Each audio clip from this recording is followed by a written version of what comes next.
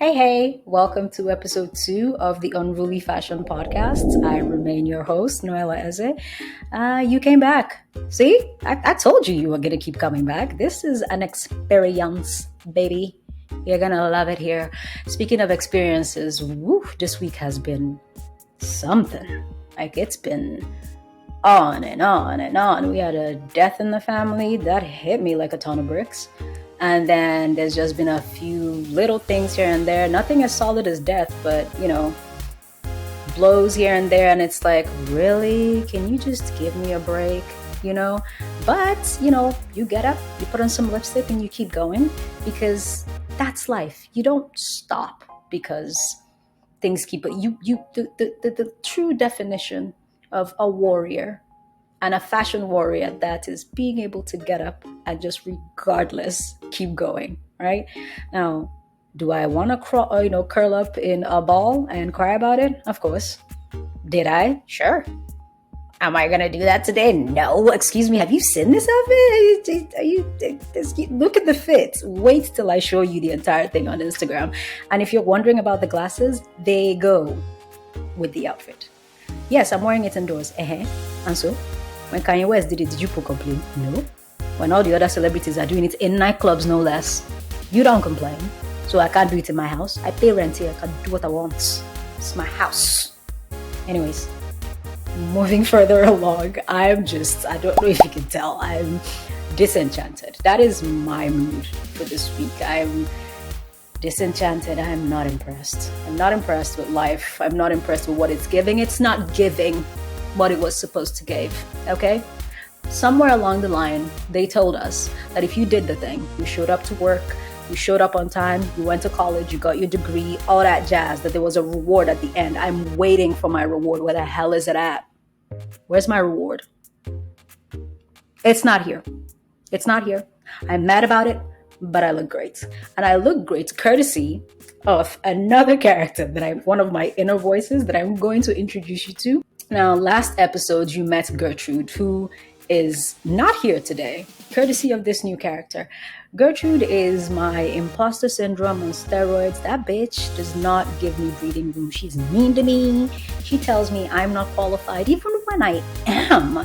She tells me I suck at what I do. She's the reason we have to do so many takes of my podcast. My poor producer is at the end of his rope, but he loves me, and I'm glad that he does. It's the reason things just have to keep going, because it's like in the middle of something that I'm saying and I'm 100% sure of, she's like, are you sure? No, seriously. Maybe you want to look that up because, bitch, are you sure? Now, the second character is an even bigger bully than Gertrude, and I gave her an Igbo name. I'm Igbo from the eastern part of Nigeria, in case you haven't caught that from the accents and the last name. I'm Igbo. And the name is Obiajulu, which is, Obiajulu, which Igbo people are familiar with.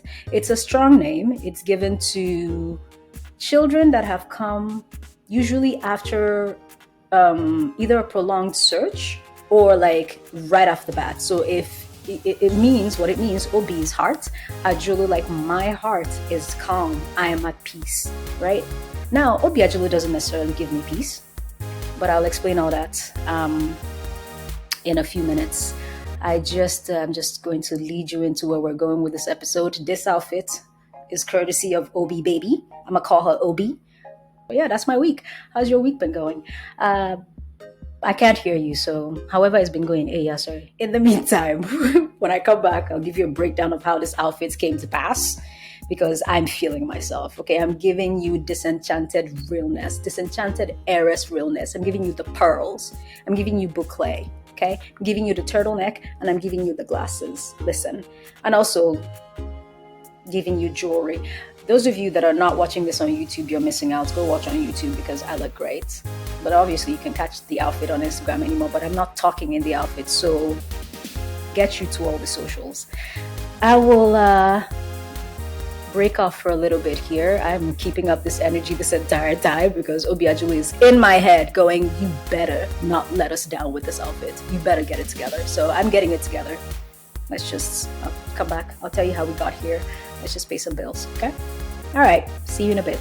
Don't you dare complain about listening to the ads. You better listen. My bills need to be paid. Thank you. See you later.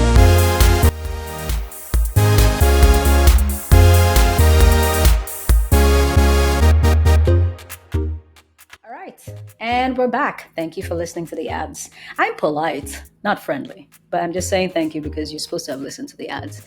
Now, we have gotten to I told you who I was today, a disenchanted heiress. Now, we're going to head into the breakdown of the outfit, and I'm going to tell you how we got here. So, I told you about Obiajulu, right? And, I think I've decided that Obi is a better name to go with because Obi is still short for it's still heart in Igbo. So, and really, she has my heart in a grip. Because this character, this voice in my head, is the voice that gets me out of bed. No matter how miserable I am, she shows up, right? And my characters are all she's. She shows up when things are starting to spiral out of control. Obiajulu goes, no. She usually lets Gertrude or whoever run amok, and then when she sees that things are getting out of control, she steps in and goes, that's enough. She's the warden. That's enough. You get out of bed. Here's this outfit. Put it on. And why does she know what outfit I can put on? Obiajulu keeps a running tally of everything I've ever purchased in my wardrobe. Like, I know everything I own. And it makes for such good shopping because when I'm shopping, she's the one that goes shopping with me. Shopping for me is almost a religious experience. I don't like shopping with people. I love shopping alone. I go by myself. When I'm shopping with people, I am irritated. I am annoyed because I cannot experience it properly. I love going into stores, making outfits in my head, and then deciding what to wear. Remember last episode, I said, before you buy something, think about 3 to 5 outfits that you can wear that thing with. That's what Obiajulu does for me, okay? Obiajulu walks in, takes a look at something, and she goes, yeah, you can wear that with a pink skirt and then those boots. And then let me just bear in mind that when she's tallying my wardrobe, she's also tallying the cute things that she saw in other people's wardrobes, aka my siblings and my mother, that she's going to steal. Okay, that we're going to co-opt and incorporate into our style because who cares? Okay, you don't want to give it to me. That seems like a personal problem. I need it for a shoot. Anyway, so we walk in and she's like, you can wear that with a pink skirt and Mirabelle's boots and Kosi's necklace and then Michelle's rings and then your mom's dangly earrings. Yeah, perfect outfit. And then I go, why don't I buy mine? She's like, why do that? You're wasting money. We can just wear their own because yeah. And then we think about like 5 more outfits, and that honestly determines if I buy the thing. If Obiajulu cannot think of more than one outfit for it, we're not buying it.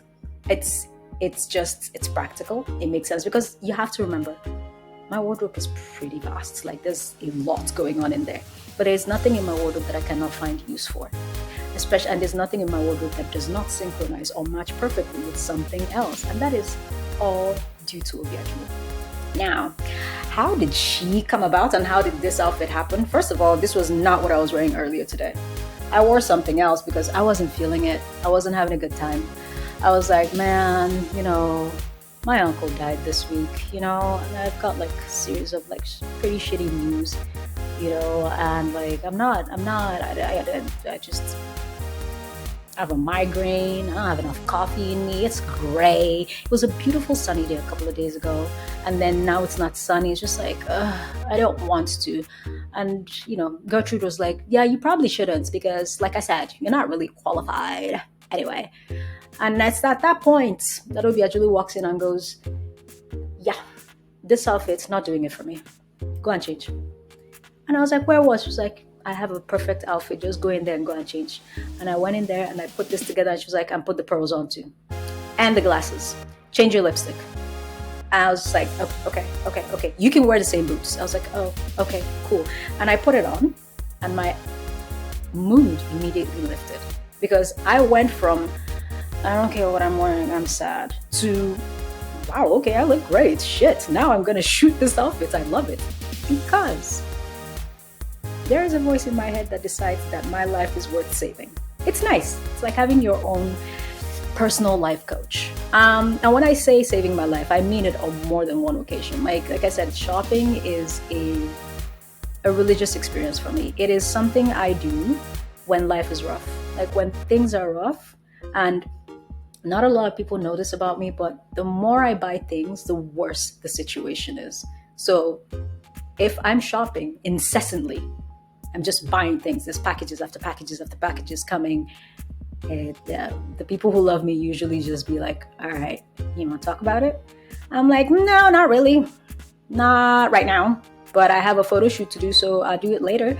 And then, but when it's that, and that's Obiajulu going, okay, I'll give you whatever you need to do to get out of this. And when you're done, we can go and return all this nonsense because you know you don't need it. You've come up with one outfit. And I'm letting you do it because I'm kind and I will allow you to, like, put yourself into a financial hole because you need to feel something. That's great. But once I'm done, it's like, and she also keeps the books. She keeps the book. She keeps a tally of all the outfits. She keeps the books too. She's like, bitch, we are low on funds. Okay, so return this, return that, return that, return that, return that. And I'm like, I don't want to. She's like, you are going to return it. Otherwise, you will not have any peace. I am going to make you miserable. And you know that I can. It's not a if, ands, or buts. I will drag you through hell if you don't return this shit. I'm scared of her. I know that she is me, but I'm scared of her. So yeah. Everybody needs them an Obiajulu. Really. You need a voice in your head that, regardless of what you're going through. Oh, and then another thing, like one of her most recurring mantras is, I'm not dying in that outfit. No. Like, what if you choked on a berry right now? Is this how we're presenting in the afterlife? I don't think so. No, like even when I'm at home, my stay-at-home outfits are kind of sort of cute. Mostly because I don't have a choice. Like most of the things I own are adorable and very nice and coordinated. So she's like, yeah, no, if you choke on a grape, I'm not going out like this. What are you doing? Put some clothes. What? No, go brush your teeth. Go clean your hair. Go wash your face. You don't have to put makeup on, but please don't look like a bum because I need to be on 100%. And the trick with that is once that happens, once I change, I feel a little better. Whatever it was that was happening doesn't hold as much weight. And when all else fails, it's like, all right, let's go to the mall. Get up. You know how many times I've done the lap of the Eden Center? The Eden Center is, I believe, the biggest mall in Toronto, although Yorkdale might be giving it a run for its money. It's pretty big. I have gone end to end to the Eden Center. Just going into stores. And another thing, the good thing about having this voice is that there are no stores that are off limits to me. Which is a fashion tip. There are no stores that should be off limits to you. Go in there. You might find something cool. I will go in there. I will have a look. And it's like, oh, you could wear that with the thing that it's in the... Yeah, but are you ever going to be this person, truly? Or are you in here because you really need to buy something? And it's like, okay, it's not really... I don't really need to buy something. This is why I don't shop with people, because imagine listening to me have this conversation by myself. Because sometimes I mumble out loud. And it's like, who are you talking to? Myself? I won't apologize for talking to myself. I'm great. As you can tell. I'm great. Some parts of my inner monologue are not the best. But I'm pretty fucking great. But yeah, we go to malls, we hang out. And then obviously, we style other people. We style me. And I just got to thank her. And I thought I'd introduce her to you people because this week, man, she got me through it. She did, and it's been wonderful. Now, I kind of want to talk about, a fashion giant, literally and figuratively, who died a couple of weeks ago, Andre Leon Talley. It's sad. It's such a sad thing, and I don't know why it's so sad for me personally, because that guy was the epitome of showing up as yourself. He showed up as himself, all 1.98 cm of him, meters of him. He was a giant, and that man wore what he wanted. He was loud, he was in your face, he was, despite all that he was going through in the fashion industry, because the fashion industry is not the best. We all know that. You love it anyway. It's like your problematic uncle that you're like, okay, you bring candy. Not candy, yikes. You bring, I don't know, you give off the best presents at Christmas, so I have to put up with your nonsense. But yeah, that's what fashion is to a lot of people. And Andre was in there just making strides, refusing to be less. And like that man inspired me so much. That man just take up space. Take up space. Show up. Be who you are. Don't stop. No matter what people say, don't stop. Stay. Keep going, because there's never going to be another Andre Leontali. There's never going to be someone who made that much impact in fashion, right? Like, he was who he was despite all the nonsense that was being thrown at him. And that, my friends, is what we're going to do in this podcast. I need to get you to a point where you are who you are by force, whether people like it or not. Because guess what? People will try to convince you that you are expendable, you're interchangeable, you're bland, you're this, you're that. And hey, maybe an aspect of you is, but there is something you have that the rest of the world doesn't. There's something you have that the rest of the world doesn't, and you need to hone in on that and be that thing with all of your might. Like, be that person with all that you have. I have decided to go into therapizing you again, but look, I'm just giving you what Obiajulu gave me, okay? You gotta be excellent. Like, mediocrity is just not. Andre Leontali was anything but mediocre. I love that man. Like he was always giving. Like, just, oh my God, please, if you don't know him, Google him. Just always showing up as his full. There was no paring him down. There was no, oh, you know what, let me like shrink a little bit because people are going to say, let them say. My guy was out there in his gigantic coats and kimonos, and do not ever make yourself smaller for anybody. Literally and figuratively, don't make yourself smaller. Be who you are. And the people who like it will stay. And you know what? Guess what? If nobody else likes it, don't you like it? Don't you like it? I like it. I'm fine with it. You don't have to like it. It's just, what a giant. The fashion world has lost a gem.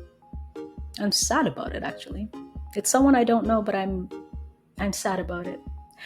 In that vein, what's his name? Thierry Mugler also died, and he had fantastic. I mean, he was a designer with wonderful, perfumes. The famous Angel perfume, that was him.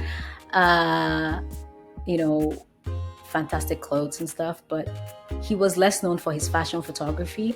And that man, I've never seen, like, he has pictures of models on top of the Chrysler building. There is one where he was propped out on a ladder, out of the top. I'm talking skyscrapers in New York. And he took a picture of the model because he needed to get a bird's eye view of the model on top of the building. There have been shots, like there's this fantastic shot of Iman where he took this picture of her at the crack of dawn, like, because the light needed to be perfect. And it was just seeing somebody like that validated me and the things that I look for when I'm doing photo shoots, because my producer can attest to this. There was this photo shoot I needed to do, and I was like, the light was rubbish. I don't have the lighting. It's just perfection seeking. I mean, don't be anally perfectionist in that you don't want to get things done because, oh my God, you know what, it's not perfect. Do it. Try to get it as perfect as possible, but do it anyway. Like his fashion shots, the shot with Iman, there's one with I forget the model's name, on a gigantic, in Russia, like this massive red star, and the model had to and they're standing on these things in heels, fam. That's mediocrity bores me. It does. I lose interest really quickly if something is boring, uninteresting, or just overdone. And I find I find, I'm going to sound like an ornery old woman right now, but I find that in today's culture, we are so okay with blandness. It's so boring. Like, why is everybody interchangeable? All wearing the same things, being the same person, doing the same things. I was just like, are you not bored? Are you not bored? Are you not completely disenchanted? I am. Like, don't be regular, babe. You got. There's this sound on TikTok that's like, some regular bitch told me I was doing too much. And then she goes, bitch, you are regular. Anything is too much for you.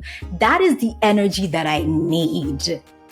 What is doing too much? Do the most. As Nigerians would say, if you don't give them, how will they collect? If you do not give them, if you don't package it and ship to them, how will they collect? Eh? If you do not wake up every morning and decide, baby girl, DHL package coming for you, if you do not provide it to them, how will they receive it? You have to get up all day, every single day, and give. Give what you were supposed to give. Stop being so goddamn mediocre. Oh my God. Okay. Whew. Let's pay some more bills. And then I'll be back. Yeah, but rest in peace, Andre and Thierry. That's some shit. See you in a bit. Thank you.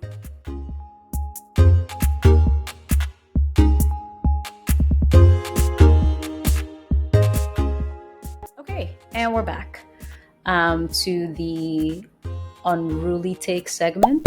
Today it's going to be an unruly take because, like I said, I'm disenchanted. So I have a few things I want to get off my chest. And I cannot stress this enough. The fuck did Eminem think they were doing? What was that nonsense? Seriously, I am so sick of fashion brands when they're called out on just corporations in general, right? But fashion brands are usually guilty of this too. I'm so sick of brands in general. Instead of getting it together, like, fix what people are complaining about. Fix your child labor laws. Stop. Just pay people properly. No. They're like, oh, look, hey, sleight of hand. Hey, look at this thing. Look at this shiny new thing that we made. Who told you people that we had a problem with the green M&M's boots? Did she look uncomfortable to you? It's chocolate in boots. Who told you people that is what we wanted to see? I don't. Why is this a thing? Like, well, not why. Obviously, I know why it's a thing, because why would you change? Why would you change? You don't want to change. The thing out there, and there's this popular idea in boardrooms and wherever that inclusivity or, like, better work practices or being ethical is just a thing, a fad, a fake woke thing that people talk about. It's not something you actually have to change, because the mindset is, well, it's worked so far, what are you complaining about? Gen Z does not want to see it, and they're the ones that are going to buy this product for posterity. Like, it's so weird to see people absolutely refuse to change. Like, you just dig in your heels. I'm just like, oh, she's gonna wear sneakers now because she's more comfortable and laid back. As a proponent, an aficionado, and an avid owner of several over-the-knee heeled boots, of several, knee-high boots, as in fact, it's something I collect. I'm mad as hell. Why? Who told you people that knee-high boots are a problem? But no, let's change her boots instead of... Shut up. Like, I'm actually so angry. But it's like, you know what? At the same time, why would I be angry? What am I angry about? Because it's like, they're going to do whatever they want. People do not change. Regular people who are not corporations, do not change at your insistence. People only change when they want to. Imagine corporations, when something has made them money for so long. They're not going to change because you ask them to. They're only going to change when you impact their bottom line. If people stop buying it, Then they'll be like, oh, they're actually really mad. So put your money where your mouth is. But also remember that just as mad as you are, there's also people who are willing to dig their heels in and be like, yeah, well, they can do whatever they want. So as you're taking your money away from them, there are going to be people who are plugging their money into them and insisting that they have the right to do whatever they want. And you know what? Sure, you have the right to do whatever you want with your corporation. I have the right to not give you my money. The only time this revolution that we're trying to see in the world is ever going to work is when the amount of people taking their money out far exceeds the amount of people that are putting their money in. It's nuts. It's just whatever. It's absolute nonsense. It's dumb. Like, I could rant about this incessantly. I could go on and on and on about this because there's so many. Don't get me started on and then there's also this. Let us also remember the fact that some of these brands, when they've lost the interest of the general public, right? Outrage marketing is a thing. They'll just put something out there that they know will piss you off. They know it'll piss you off. And the thing is, despite what we say, it's worked. The fact that we are concentrating on this, concentrating on the fact that they changed it instead of, it has worked. They have distracted us, channeled our anger somewhere else. We've turned them like, oh, we've noticed, we've this, we've that. I am of the opinion, right, that just let the silence tell the story that it needs to tell. Okay? The green M&M is no longer wearing go-go boots. That's great. What's up with your child labor laws? Like, pretend you didn't even see it. And that's what I would do. That's what I believe. Pretend you didn't see their nonsense attempt at trying to distract you or divert your attention. Just be like, no, we are laser focused on this shit. We need you to fix this. And if you don't fix it, we're not going to stop talking about it. So there. It's insane. Anyway, moving along. I'm going to go pay some more bills. And then I'll be back with less ranting and more Q&A. I have a question, actually. I would like to tackle today's question. So I'm going to come back with the QA segment. Sorry, I'm pretty pissed off about this. Why would you take out the boots? Boots are great. All right. I'm done. It's just, I'm done.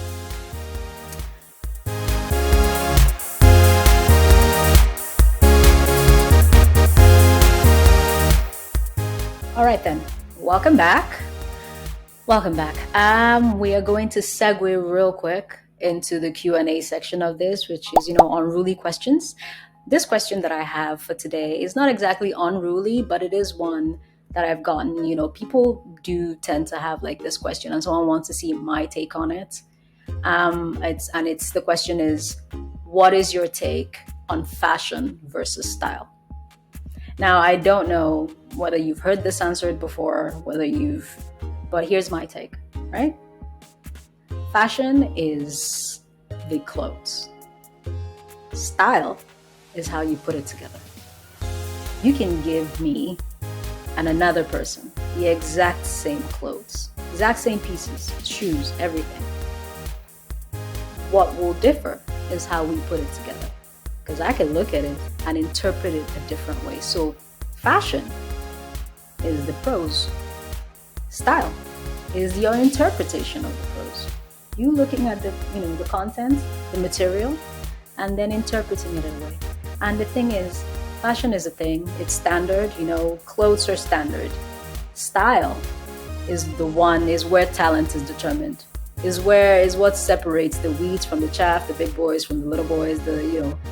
It's just, you can't buy style. Style is not money. You can't buy it. You can buy all the Gucci and Balenciaga and whatever that you need to buy. But if you have no style, it'll look like rubbish. So when you see somebody head to toe in labels and you're like, what are they doing? That is your indicator that there is no style there. But when you see somebody head to toe in, look, let me just summarize it in one sentence. Style is what Rihanna does with clothes. That's it. That's it. Style is what Rihanna does with clothes. That is style. It is innate, it is inherent, and it is individual. It is different from person to person. So that's what style is. You can cultivate style. I mean, you can't buy it, but you can cultivate it, right? But it also requires you to have an intimate relationship with fashion. You need to know what with fashion, with yourself, with your body. You need to know what works for you, and you need to have the confidence of 1,000 solar systems. Actually, technically, we only have one solar system because our sun is called Sol. So this system is called the solar system. So other systems are not the solar system because they're not revolving around our sun. You're welcome. I'm also a space nerd. But yes, style is something you can cultivate, but it's unique to you. And we're gonna do that here, baby. We're gonna get you some style because I can't be looking like that. A whole 10,000 yards of bad bitch like you. No. We gotta get you. We gotta get you out of those nasty ass clothes. So, yeah. So that's my take. Fashion is the material. Style is the interpretation. That's it. That's what I got. We are going to round up now. So, I'm just gonna really quickly run you through what we did this episode, and thank you for hanging in there this long. I hope this has been interesting for you. It better have been. I put my foot in it. I tried. I gave you baths. I gave you outfits. I gave you attitude. I gave you a biajulo, right? And so that's what we've talked about. I've told you who I was today, or who I am today, which is a disenchanted heiress. I'm not having it. I am bored with all of it. I'm so sick of it. I gave you Obiajulu, who is my second inner monologue, the biggest bully there is. There's several of them. You'll meet them over time. But you've met Gertrude, now you've met Obiajulu, Obi for short. I gave you my unruly take, which is that honestly, corporations need to do better. Stop trying to distract us with fashion choices. The reason I picked on the M&M one because it was a fashion choice. I'm just leave the clothes alone. Get it together. And, I gave you my Q&A answer, which is fashion versus style. So I believe that you've come away with this Wednesday. It's going to get you into Friday. So when you are getting dressed for that Friday night soiree, remember, style is personal to you, okay? Put your foot in that outfit and give it your own personal stank. I hope to see you next episode. Thank you. This has been fun. And as always, you know where to find me. Everywhere that podcasts reside. This has been Unruly Fashion. I'm out. I'm going to go eat now because I'm hungry. All right. Peace. Bye.